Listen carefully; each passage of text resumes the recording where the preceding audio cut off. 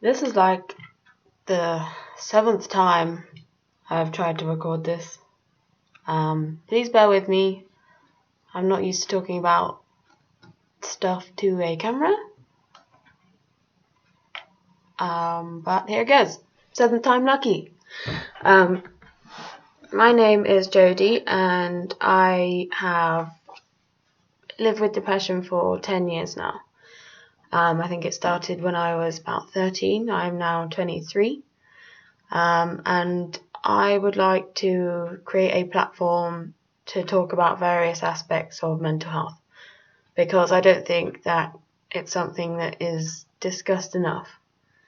I think there's a huge amount of misunderstanding, confusion possibly around that area. I think some people think it's embarrassing or just one of those things you push under the carpet, and it needs to stop. So I think I'm going to do a few videos. I think I'm going to do some on helpful and unhelpful things to say to someone who is going through depression or anxiety. I'm going to do a video on self-harm and I guess other things as they come up. So I guess it's worth me saying I'm not in any way trained in mental health or whatever. All of these views and opinions are completely my own, unless stated otherwise. And I'm aware that family will probably watch this, and I'm not going to lie, it's probably going to be uncomfortable for you. It's uncomfortable for me to say it, and I'm sorry in advance if it's upsetting. But if I don't talk about it, then why should I expect other people? So, I guess I'll start from the beginning. I think I can't really pinpoint when I first started noticing signs of depression. I think I went to the doctor when I was about 16. I had really crazy mood swings,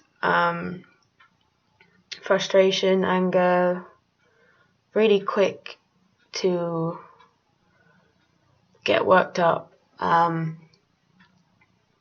I just felt really alone, even though I have a wonderful family who I know I can speak to at any time. Depression has this wonderful way of making you feel incredibly alone. Even if there's someone sat next to you or in the room, you can still feel like you're on Mars. It's horrible. So I went to the doctors when I was 16, and I got referred to a therapist or counsellor, and they had to do a phone consultation with me.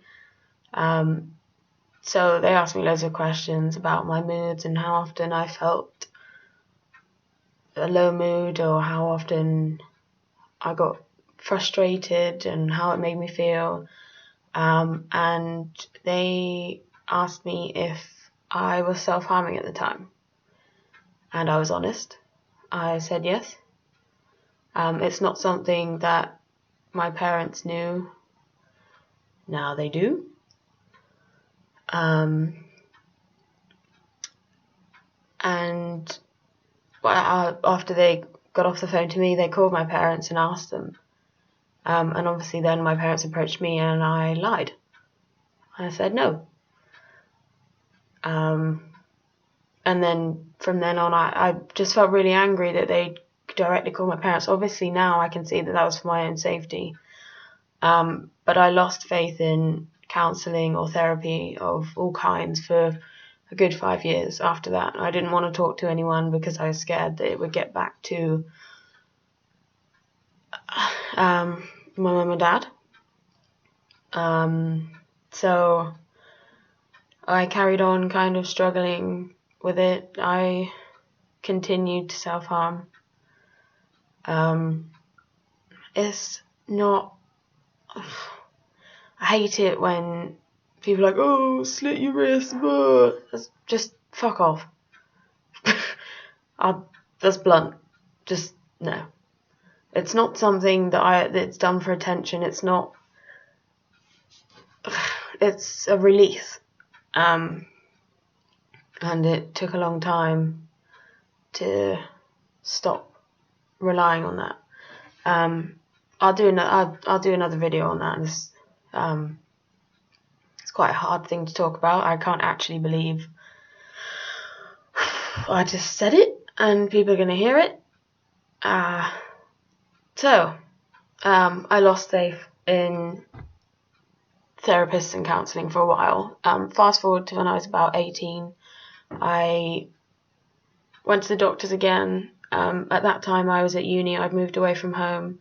I didn't really have my support system of my family, and I got prescribed citalopram, and I got offered counselling again, but turned it down because of the past experience. Citalopram didn't work for me. It made me incredibly lethargic and sleepy, which messed with my uni schedule. So foolishly, I took myself off cold turkey, and you should never do that. And it was a really bad time. I think at the worst point, I spent 2 to 3 days just laying in bed, not doing anything, not moving, not really talking. And the only time I moved was to pee. I didn't shower, I didn't eat, I didn't really drink anything. And just kind of stumbled on. It did tend to get worse around winter time. I thought it was seasonal affective disorder. But then for the past few years, it has been something that is constantly been something I have to deal with. So if we fast forward to today, I finally decided to properly get help in about November last year, so 2014. I went to the doctor and I just said I'd had enough. I've had enough. I can't let this dictate when I go out.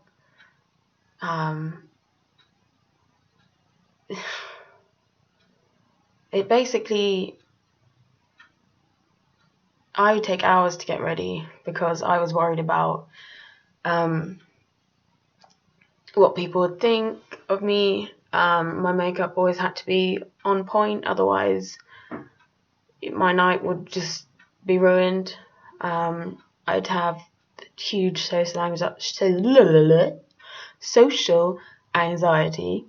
I couldn't really be in big groups of people. I was constantly worried about what people thought of me. I was just really anxious and really not myself at all.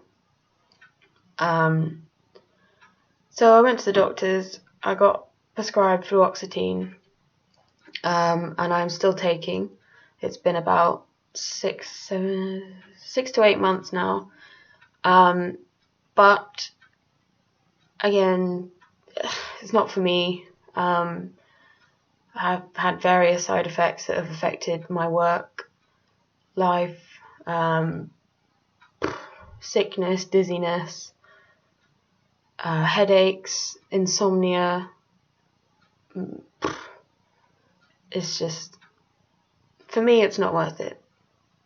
So I'm currently weaning off of the fluoxetine, which is scary. And I've also done, I think, a month or 2 of CBT therapy, and that has been amazing. It's incredibly helpful. It teaches me methods on how to deal with what's going on, how I can understand it, how to just take a step back and think about what's going on. And I'm now currently doing group therapy, and that's for self-compassion and self-esteem. So it no longer takes me 2 hours to go out of the house, and I'm learning how to deal with it in a not constructive way, that's not the right word. I'm becoming more mindful and understanding and patient with myself. And yeah, that's where I am now. So, going back to the beginning, I am going to do a couple of videos, talk about various aspects of depression and things I've gone through. I guess it's so that other people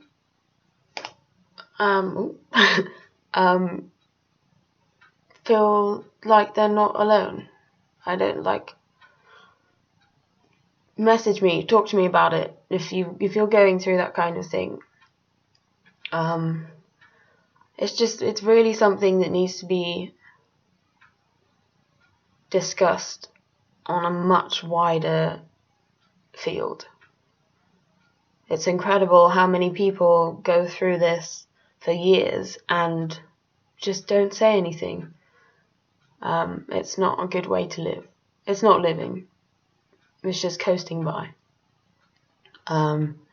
It's taken me way too long to actually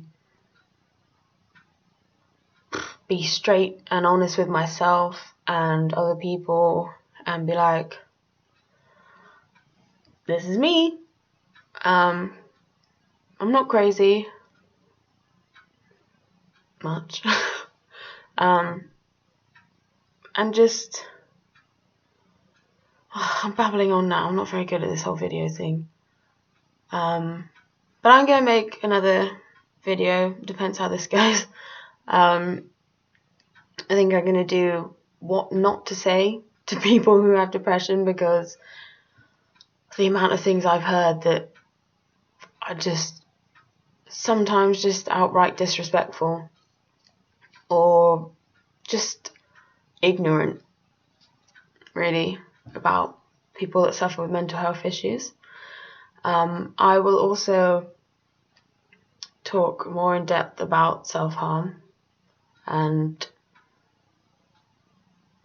things I've learned to help cope with it, and also helpful things in relationships. So I've been with my boyfriend for nearly 4 years now, and he's been my absolute rock, and we've both gone through this together.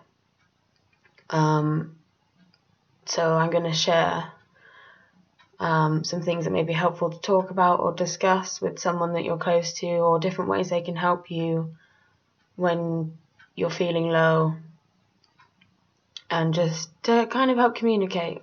It's all about communication, as cheesy as that sounds.